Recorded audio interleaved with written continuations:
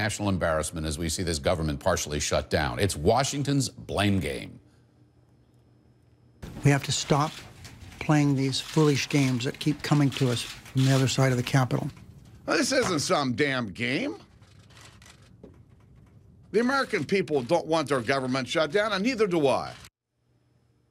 Well, the game, the story, call it what you will, has consumed cable news channels and network newscasts. It's dominated headlines, but how does the public separate information from spin from the politicians and the journalists who quote them? How are they supposed to hold their subjects accountable? So to discuss that and more, I'm joined from New York by Errol Lewis, host of Road to City Hall on NY1, New York 1, and a CNN commentator here in Washington. Lynn, Washington bureau chief for the Chicago Sun-Times, and Dan Froomkin of the Center for Accountability Journalism. Lynn, let me turn to you to start with. You're covering this thing. You've got all this game going on, but it's politics, personality, policy, the government partly shut down, the debt ceiling on the horizon. How do you figure out, of all these sources out there, who's credible and who's just a windbag? Well, I think part of what I try to do is tell you what's happening to cut through it.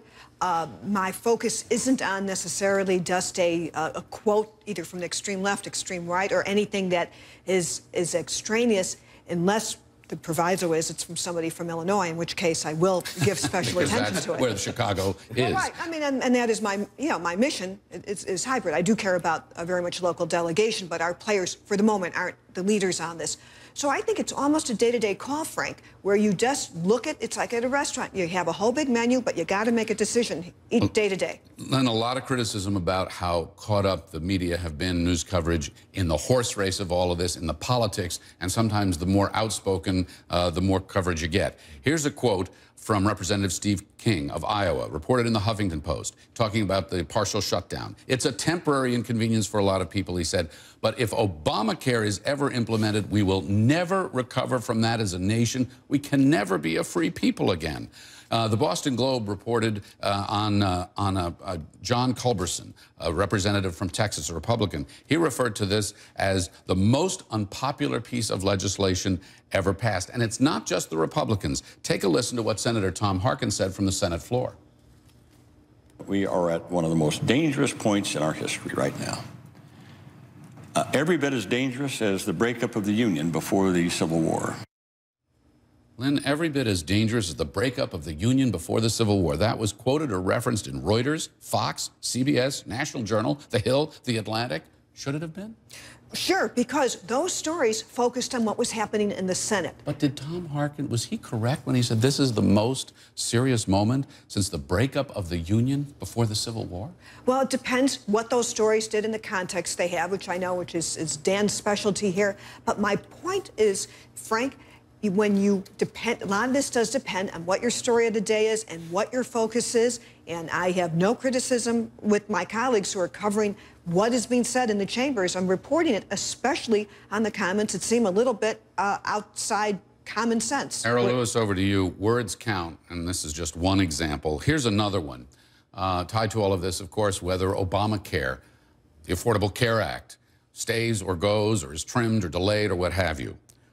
The media have chosen to take a number of takes on this one as to how those words are used, but investigative reporter Jimmy Kimmel sent his comedy team out onto the street, and look what they found when they were talking about Affordable Care Act versus Obamacare. What do you agree with, Obamacare or the Affordable Care Act? I'm more sort towards the Affordable Care Act. So the Affordable Care Act is more affordable than Obamacare?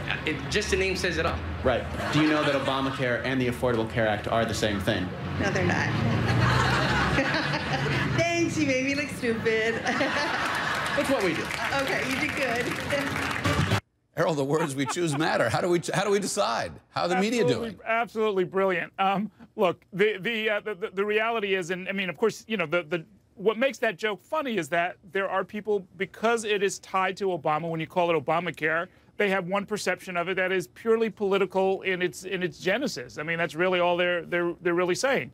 So look, the politics of it does matter. And to go back to, you know, the Harkin comment for a minute, you know, he could be right about that. I mean, if playing with the national debt becomes a normal tool of legislative business, which is, you know, what he's suggesting in a slightly hyperbolic way, That is big. That's big news, not just because it doesn't happen all that often, but because it says something fundamental, and those who cover the market say that it might be a step from which we cannot return. But, Errol, the question is, on this hyperbole, what the media report, what the public hears, what really is dangerous and present, and what is so over the top that it's just adding to the noise and the heat without clarifying anything.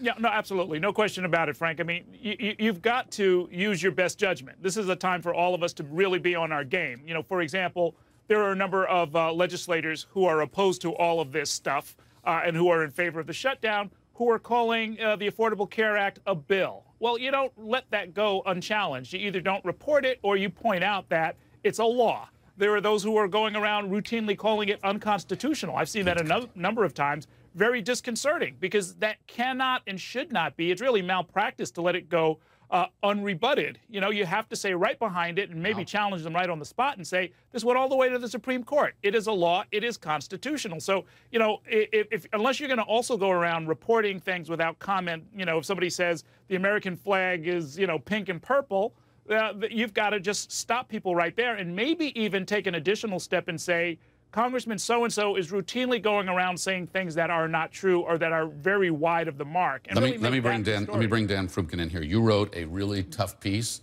that appeared on Al Jazeera, as a matter of fact. Yeah.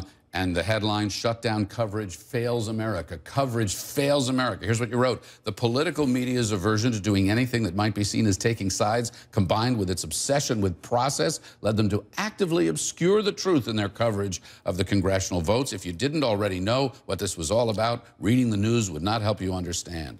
Explain. This is a really serious thing that's happening. I mean, I know I live in Washington, so it affects all of us a little bit more than the average American, but shutting down the government is about as serious a problem as Congress can have. And so it's really imperative upon the press to tell the public how we got here, not just what's happening every day. And you don't think the press have been doing that? This parade of stories day in and day out? The coverage has been incredibly focused on both the process, what just happened right now, and also on prognostication. There's been very little of reminding people of the very basic, which is this is a manufactured crisis. Every story should almost lead with the fact that this is day X of a manufactured crisis, of an unprecedentedly extreme act by a party that is trying to subvert democratic Lynn, you legislation. write those stories every day. What's your response to that? Well, first of all, I think Dan, in his crusade for accountability journalism and making the call, is important, because I think reporters should make the call. And in this case, how this shutdown happened was because Republicans wanted to inject derailing Obamacare as the price for keeping government funding flowing. So, Dan, I agree with you with that. I don't think it has to be in the lead of every story on it, but I think that, you know, this is an art. You have to mix it all in, Frank, in every story to give the context. Again, maybe not in the lead on it, but you do have to, in this story, especially in print, explain why you're here.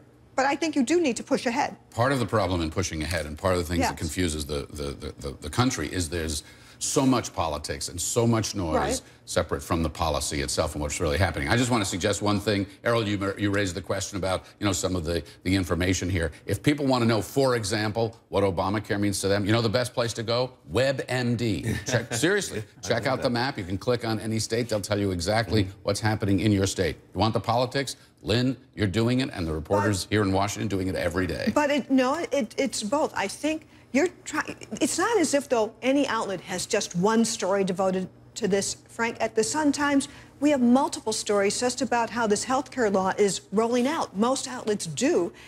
And this is a week where it's a big consumer service just to let people know what's happening. Errol, last word to you in 10 seconds, if you can do it. If you're keeping a scorecard on media coverage going forward, what are you looking for? I want to look